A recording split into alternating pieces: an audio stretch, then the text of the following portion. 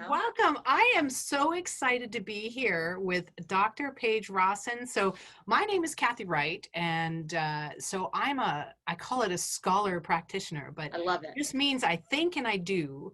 And my area of expertise is eco-theology, which, if you know anything, it's the connection of the ecos, the world, the created world, and the theos, the creator of this world.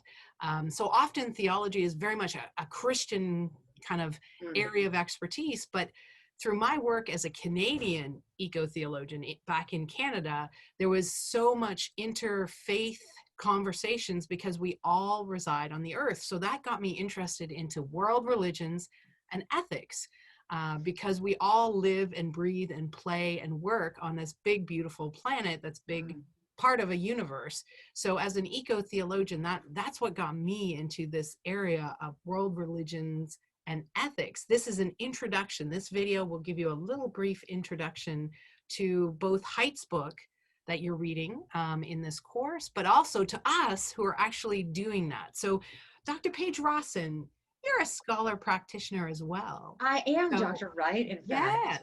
Yes. Thank you so much for having me.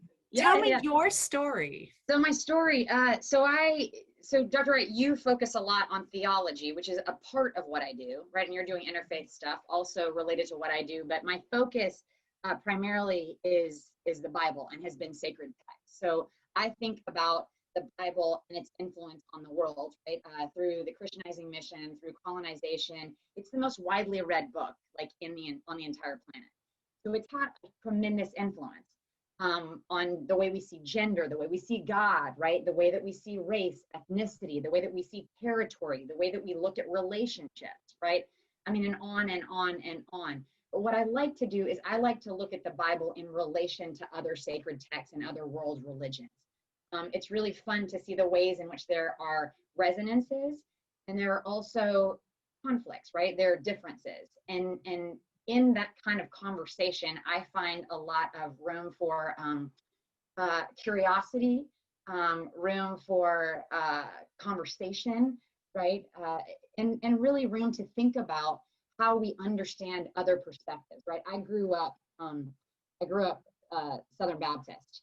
And one of the reasons why I have come to Wingate to teach, and that I love teaching at Wingate, is because a lot of my students, very much like me, were raised in a conservative Christian home and weren't exposed to the world religions, right? And it wasn't until I actually left college and lived in Singapore and spent time there doing mission work that my eyes were kind of opened. I'd studied religion in college, but I wasn't really ready to ask those questions. And I didn't have a lot of people that I knew personally who were Muslim and who were atheists and who were Buddhist and who were Hindu.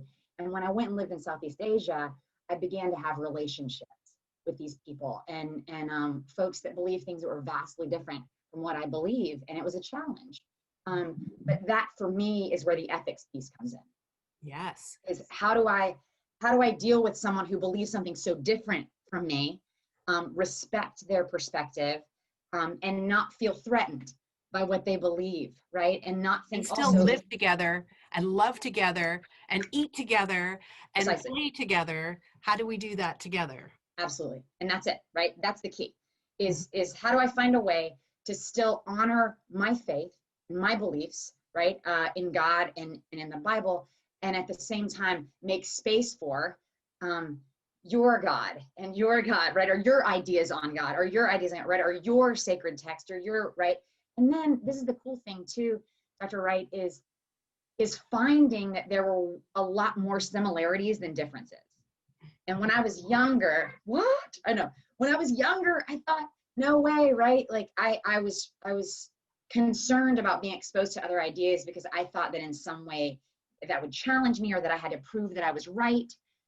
And there came a point where I started to realize, wait a second, we can all coexist, right? All of our ideas, all of our values and our interests, right? They can all coexist and we can have different traditions. And that's a really cool thing I think about religion in general, right? Is that it's a way to think about culture and differences, and to do so in a way that can really lead us to respect and honor the humanity and the perspective of other people. That is wonderful, Dr. Rawson. I am so glad that we're going to have a series together that'll help us move through our world religions module.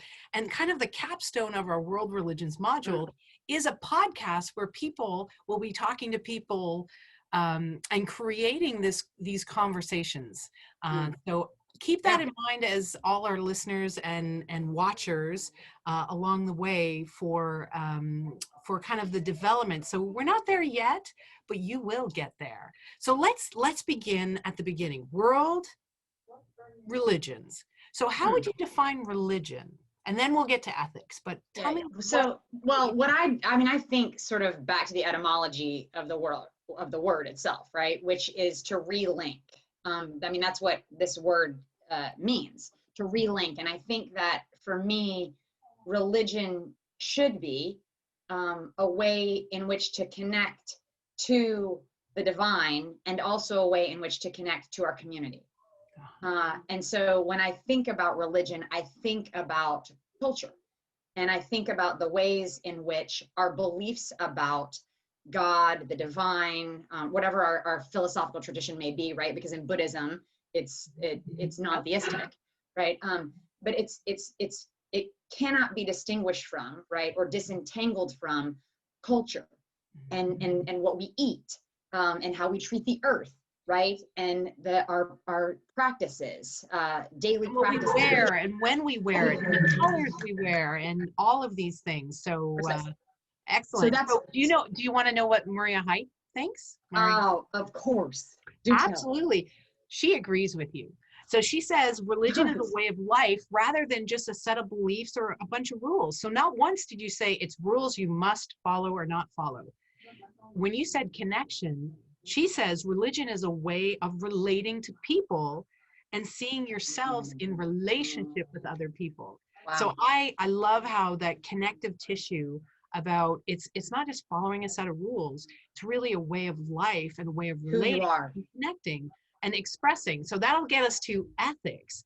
So how would you define ethics? Just because all our students in our ethics classes have been talking about it for a few weeks now, but how would you say ethics or morality? Or I would say that your ethic or ethics are sort of the guiding principles for your life, right? How do you determine what it is you're going to do in any given situation, right? I mean, what's that guidepost? What's that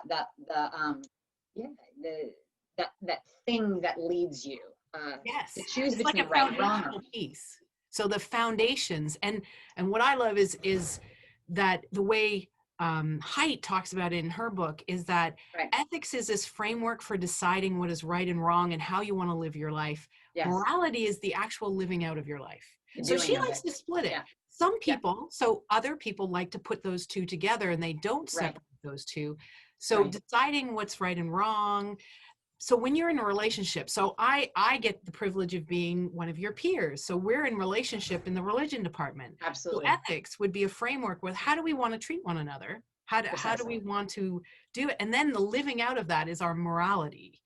Precisely. So conscience, how would you say conscience? So when I say conscience, what's the first animated creature you think of? Absolutely, Jiminy Cricket. Let your conscience be your guide. There's no doubt. I mean, even now when I to this day, you know, and I'm in my 40s, right? I still think about Jimmy, right? And it's, I remember him singing, "I'm no fool, no siree. I'm going to live to be 103. I play safe for you and me because I'm no fool." That was for free. You got that one for free. I know. I did. I mean, and all our listeners, they are learning. They're like, who is this? What? But for me, conscience is that the awareness piece, right? Being aware of who I am, being aware of my environment, right? Being aware of others around me, right? And that's it, right? And I would also associate it, I think, with consciousness, but that's a whole other thing that we'll probably talk about when we get to Buddhism. Right? Definitely. So, but anyway, so that's how I sort of think about conscience. And Haidt agrees with you. Let it be my guide. I know it's this awareness of your value systems and your awareness of who you want to become as well. So she talks about decision making. And what I love about the way she talks about decision making, it's an expression of your being. So often people think of laws in Absolutely. our political society, or this, speeding laws, as like punitive. They're like, don't do this and don't do Or that, else, or or consequences. They're else. thinking consequences. Yeah, absolutely. Mhm. Absolutely. Whereas ethics is an expression of who you are. So it's a very positive kind of expression of personhood. So I Mhm. choose the values that I want to express. And it's a way of living in relationship that allows me to be fully who I am. Wow. And Yeah, it's good that stuff. that is, and not just who I am as an individual, who I am also as a Wingate Bulldog, Oh, as a precisely. member Your of a family. community, as a community. That's right. That's right. And because I'm an eco-theologian, I am going to drop this bomb. We're a planetary citizen. So who am I as a planetary citizen, and what Absolutely. How can I be responsibilities do I have? responsible to the earth, not just my human community, but really the ecology? I totally agree. Yeah, yeah. Good. So Haidt, in the introduction in chapter 1, will take you through some different terms and frameworks for understanding ethics. So all our viewers here, make sure Yeah. you understand the 4 categories. Deontology, Do which tell. is Yeah. duty ethics. So thou shalt not kill. I cannot tell a lie. Those are duties, and that's a deontological perspective. Consequentialism is basing your actions based on the consequences. So that Mhm. I love that one, because people can figure that one out pretty good. Virtue ethics, how do I Yeah. build character and who I am and how I believe, and so the virtues. But remember, Aristotle, it's not just religious virtues, it can also be political virtues as a Absolutely. citizen. Absolutely. And he wasn't Christian, he wasn't a religious figure, it was a Not at all. political statement. And Yeah. then divine command ethics, I love this one too. What's that? It's when divine commands me, thou shalt do this, thou shalt not do that.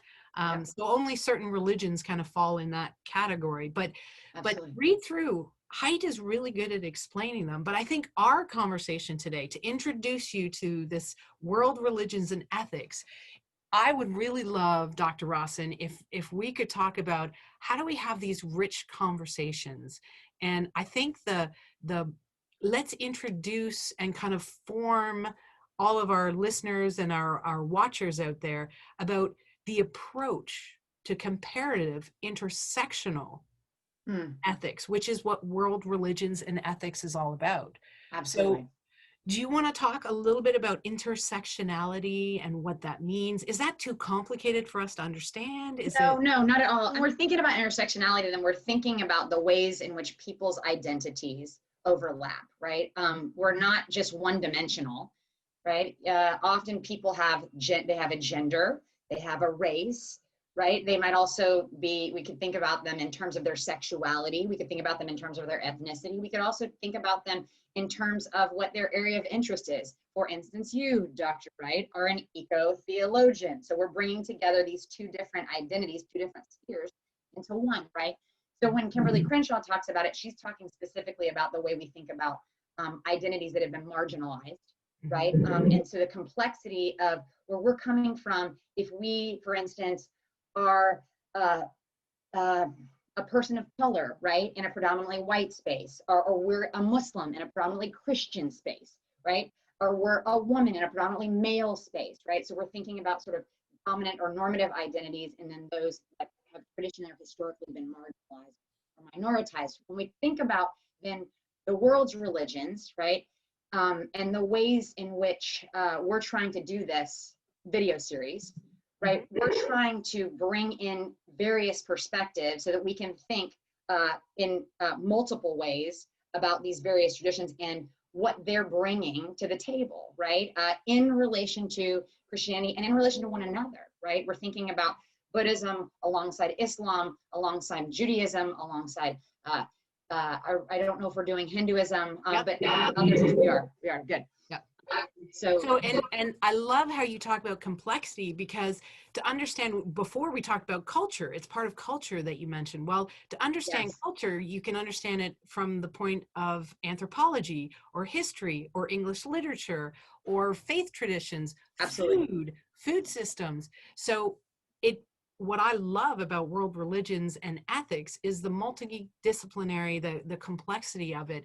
And what I love is it's not searching for the answer, No. right answer, the best. So if we're going into this comparative study of multiple religions, we're looking for what they have to offer to personhood, to values, to how people decide what they decide. And you're not looking for the best one or the only one. And it's not like you're comparing TVs and you're trying to find the best price. No, that's right. You're not comparison shopping. But what I was going to say is it's interesting that you said that, because I would say that I relate to that on a very personal level.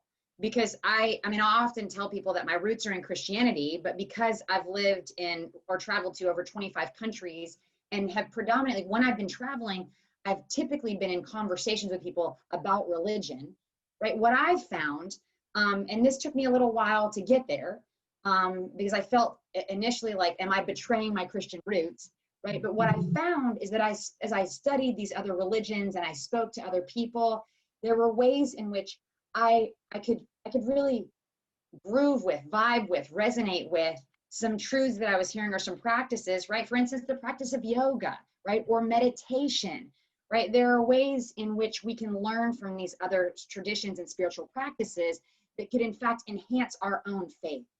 And I think that's what's kind of cool too about the approach that we're taking. And thank you for doing this and for inviting me along on this journey, because we're doing all of these, this exploration in conversation and dialogue.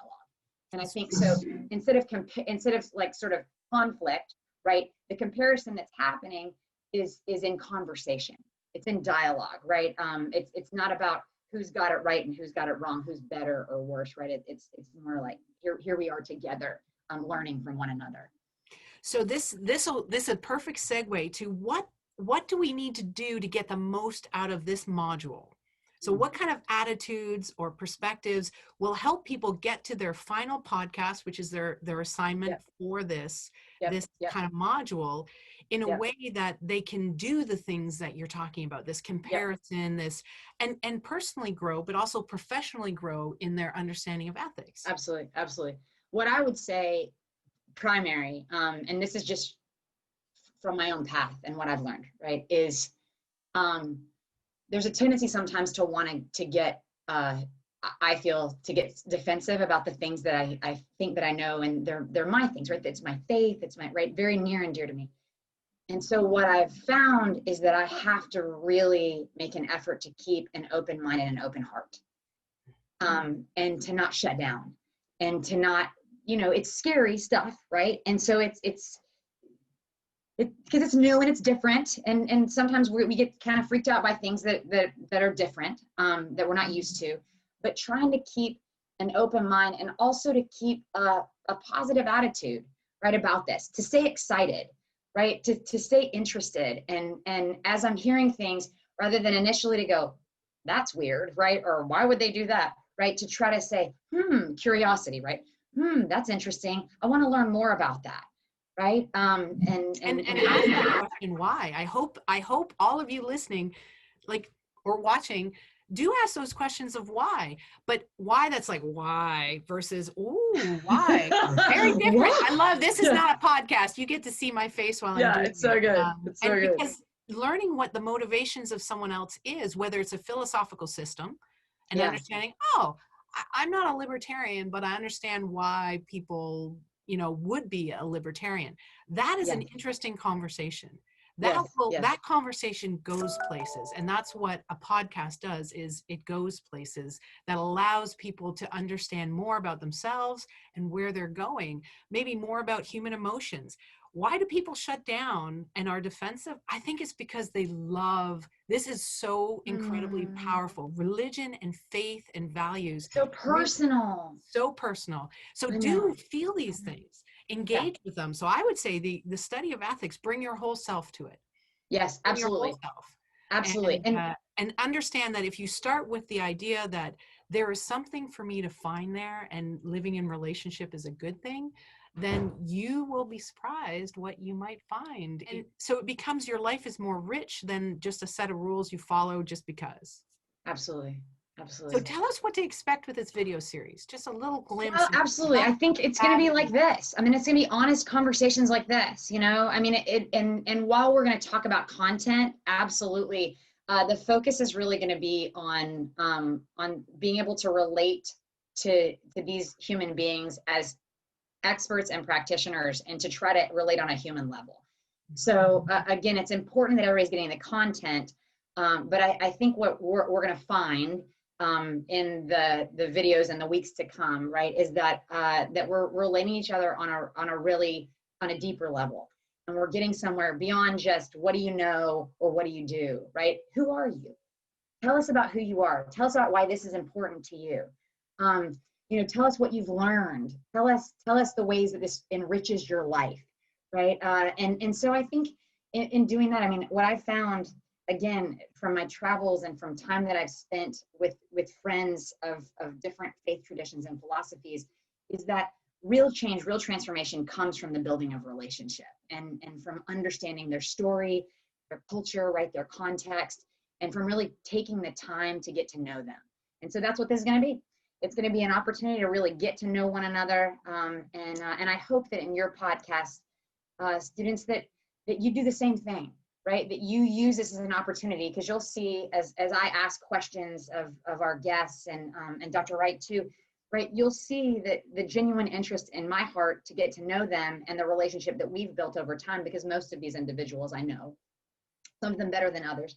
But yeah, just to really have that air, that spirit of curiosity and excitement and positivity, and really trying to understand, to seek to understand more than to be heard.